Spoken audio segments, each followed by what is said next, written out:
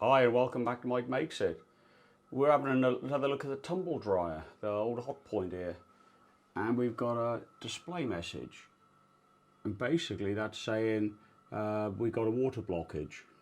The pump that's on the back that pulls the water out after it's been removed from the clothes has failed. Now the quick fix is coming round the back here. This is the outlet pipe. You blow up the pipe and it seems to clear the pump for you, and off it goes again, and the pump is quite happy to work for a couple of days. Then we get the same error message again. Now the tumble dryers appeared before on my YouTube channel for various things. Here's the plumbing, just looking down the back. A few people have advised me what to do here, although this pipe, there's a bit of a spaghetti network going on. This black pipe would go straight into the waste system of the sink that we have here, and that would be connected to the little grey pipe we're holding. The grey pipe wouldn't normally be here. The black pipe would be plumbed directly into this junction here. But while we've been having the problem, I've had this, we've got the grey pipe hanging into the sink, so it's dead easy fix until I could get to it. Now I've got time to get to it.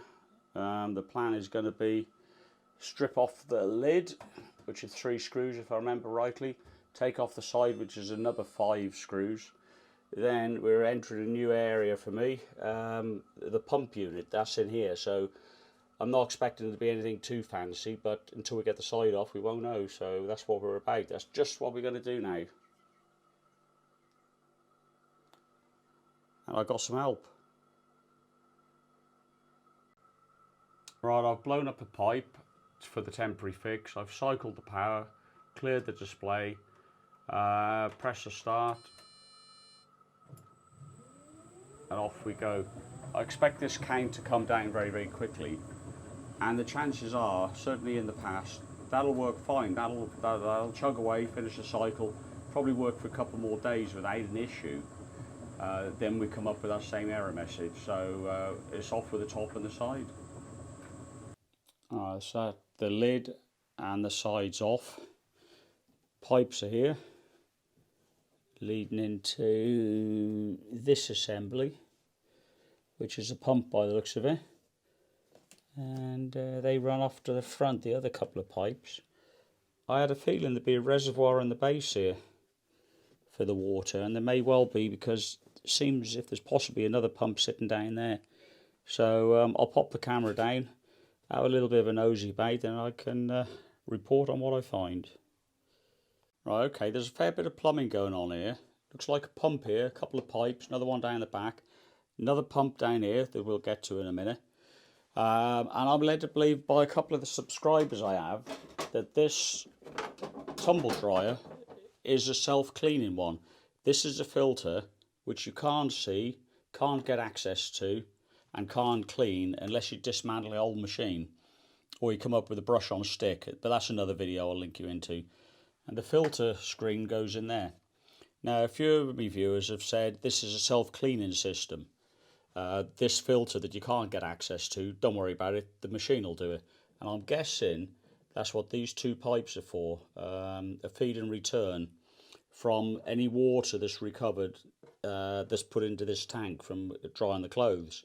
Then when it gets to a certain level, this pump will pump that water out and into the sink or your waste system.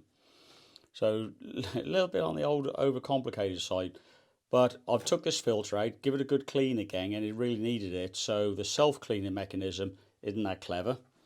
Let me pop that down there a second. And I've dug a little bit deeper off camera. This pump is probably the one that's drains all the water out when the machine demands you to. There was 3 screws holding it in. There's a couple of cables, one's still connected, blue cable over here. A little bit of sound deadening around it. But if you look at this, I don't like to show you all the horrible mess, but that's what's come out or is still in the machine. You can see in the little tray there's a lot of sludge. Basically it's fluff off all the clothes we've been washing over the years.